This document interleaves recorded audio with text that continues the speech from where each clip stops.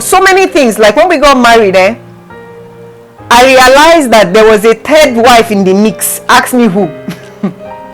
I realized that football was going to pose a huge problem, because my husband loved football so much. And the way footballs usually show in the evenings. So in the evenings, when I'm coming back from work and I'm thinking this is the time when we'll coil up together and just look at each other eyeball to eyeball, is when my husband is trying to watch ball. The way they're either shouting, and enjoying their match, and I'm like, no, I didn't sign up for this.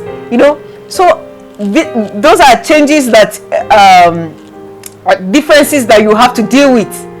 Until date, my husband is a social media person, as in he's always perhaps online, more so for the work that we do, the ministry that we run. He's always online. Me, I'm not that communicative person. I don't show up so much, in that light. And we've had to deal with these differences here and there. So as you are getting married, know that differences will show up, as in you would have misunderstandings here and there on the way you look at things and the perspective you look at things.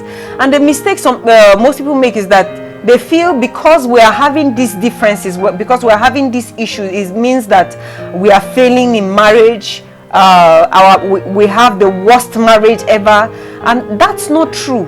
Every marriage, I'm yet to see a perfect one. Every marriage goes through their hurdles, and which they have to overcome together. So the fact that you are facing this challenge, you will face this challenge, doesn't mean that your marriage is bad. And it's easy to just look at some people's marriage and feel that mine is failing.